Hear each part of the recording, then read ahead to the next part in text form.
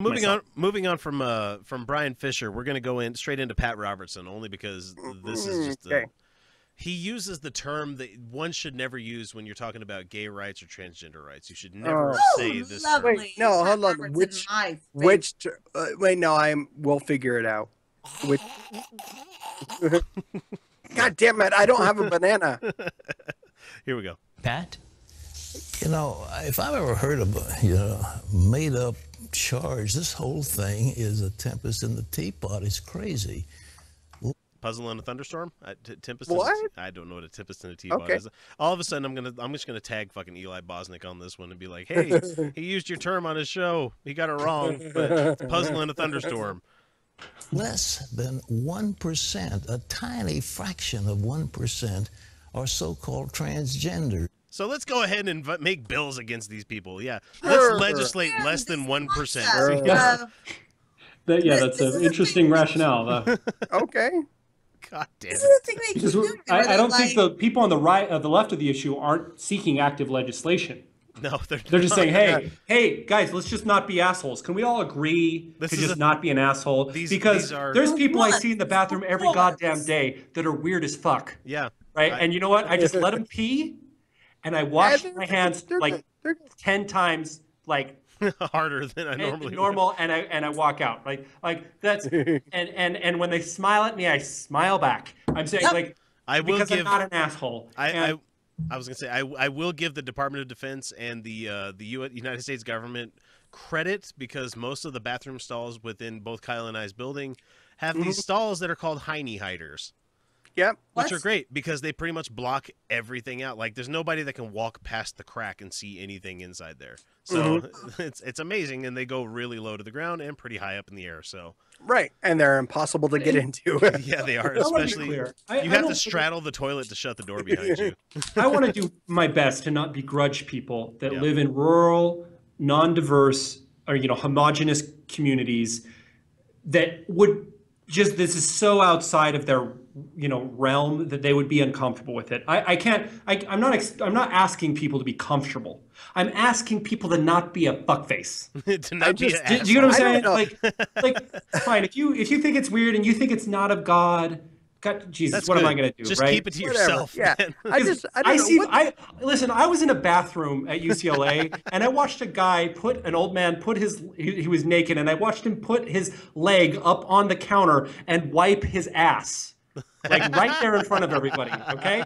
Nasty. The shit you just said to me. That happened. and I wasn't an asshole to him. There was already enough. There was enough, asshole. Yeah, we didn't need any more. Yes. Hey, I was shocked. I'm never going to be comfortable with that. Okay, I don't want to compare that to being transgender. That was a terrible analogy. No, we're just saying there's a lot more to be upset about than what there kind really of is. private parts there really people is. have. What we really need is a law against catheters in the bathroom. Here's the because I'm really sick of that. Here's the issue: is that it comes down to so much more than just transgender. You're right.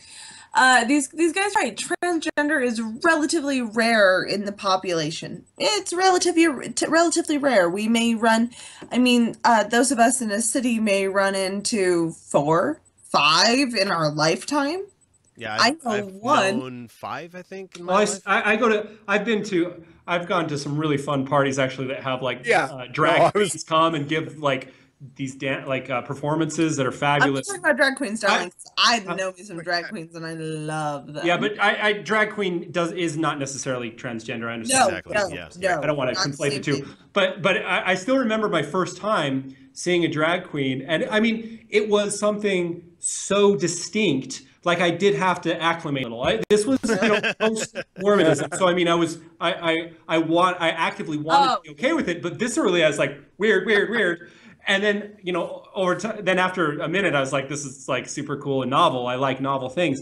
But my point is I can show some empathy to discomfort towards strange behaviors or just people that look different. Well, see, but again, doesn't mean you need to be a dick. No, I grew up. So for me, it was like don't be a dick. Men dressing as women. Well, first of all, I grew up with gay men literally participating in a dance performance slash play. We got Gordon Klingenschmidt talking about that in a couple of minutes. Yay! I'm talking about the Shy Hags from Ryrie Woodbury.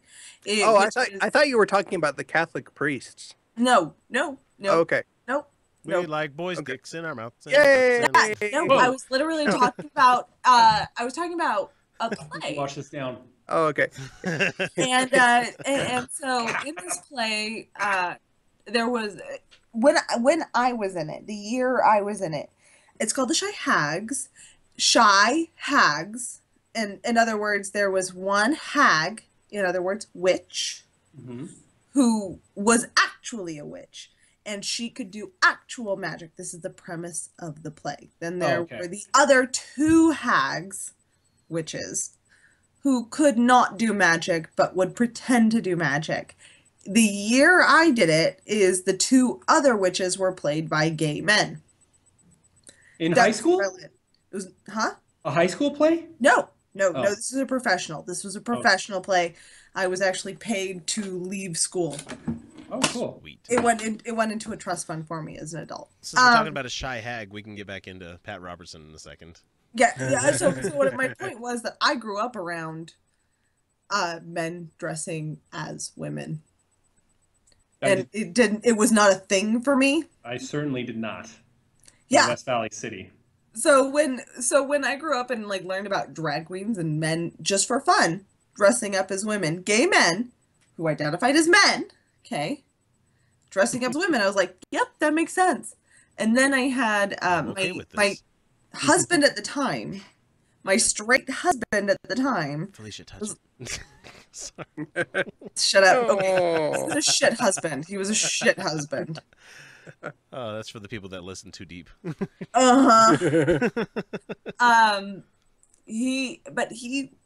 He once dressed up in drag. I've known several straight men to dress up in drag and just have fun with it. It's like a romp. It is. And it's not. And I feel like I should dress up in drag just to like get used to things, like putting myself in something so distinct and novel. You know, it's really good. So that reminds me, and I'm gonna try to make this quick. I got in trouble at a former job for I can't say accidentally, for outing a coworker because he had the previous year won the grand prize at the local closet drag ball. Oh, great. And I thought this was like so fucking awesome that I was like openly talking about this. Like, hey, did you know that I can't even remember his name right now. Did you know that Mike Matt Matt, we'll call him Matt. You know Matt. Sorry, Mike. Matt, this Matt Mike guy won the drag queen closet ball. That's so fucking awesome. Yeah, I got to talking to. He's like, oh no, you can't do that. I'm like, yeah, just why? Because it's amazing. Everybody should be like, that's awesome. Everyone should be stoked for you, buddy. I don't know, man. Anytime I put on my wash panties, I feel pretty powerful. Yeah, you know? No, he's kind of like, no, please don't talk about that. Like, but that's like you should be like you should bring your trophy and put it on your desk. How many years ago was that? Oh, this was like 7-8 years ago. I think we've come a long way in 7 years, and I wouldn't be surprised if that's the same scenario. They wouldn't be so ashamed. And I'm not blaming. No, him. no, probably not. I thought it was great. Yeah, that's so funny. I had no qualms at all about like new person comes in. I'm like, this is Matt Mike, and he won the drag queen closet ball. He's so awesome. You are now Matt Mike please. from ever on. I'll make a T-shirt for you in the store, Matt Mike. Matt Mike. That's my. Oh God, that's gonna sell out. It is. Celebrity. Of one. But that also to segue, we have a local club, and I think they still do it. They have an annual closet ball where they bring straight people in to dress in drag as a competition. No, that's actually a thing. Is like it is. All goes divine. It is a fantastic night, and we all need to go one night if they still do it. I need to find out if they still do it. Guess what? I actually don't care about dressing in drag because I dress in drag fairly regularly because I'm a female. Therefore, I wear men's like clothes all the time. Yeah, but you should totally do Drag King one day. That'd be great. Where you put I'm not interested. That's the thing is that I'm not in. Okay, you have to understand that I wear. You have to understand that I wear as a modern female, not as a Victorian female, where like dress was super regulated. Drag King is different than just kind of dressing in dudes' clothes. It's kind of a kind of exexaggerated. Yeah, it is. Queens, yeah. Just like drag queens, I'm saying it's just exaggerated. That whole thing kind of died when Annie Lennox won for all time. It gives me no excitement, nor like the reality is that I can wear a suit whenever I want to. Mm-hmm. And how fucked up is it? I can't wear a sundress when I feel like it. Exactly. Hold on. I don't want this image to fade. Hey, every outfit that I've done on Miitomo, which is the Nintendo app on the iPhone and whatever I'm telling you right now, has been me in drag. I've got the beard and everything. My me has the beard and the shaved head and everything going on, but every outfit has been me in a pretty dress. So I'm gonna tell you right now, summer comes. At my campaign office, I'm wearing sundresses. Fuck you. Mm-hmm. It's hot.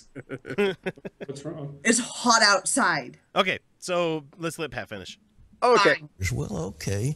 Let them have an operation. Let them take the hormone pills. Let them take whatever they want to take. Oh my God, it's switch. So good. I'm all for it. There's nothing wrong with that. No sin, nothing. All right. Okay, all right. so I guess we're in agreement. All right, cool. Okay, so we're good. Great. So this is another pro Pat Robertson podcast. Yeah. Okay, go on. Let's see if it stays that way. I think reasonable quotes.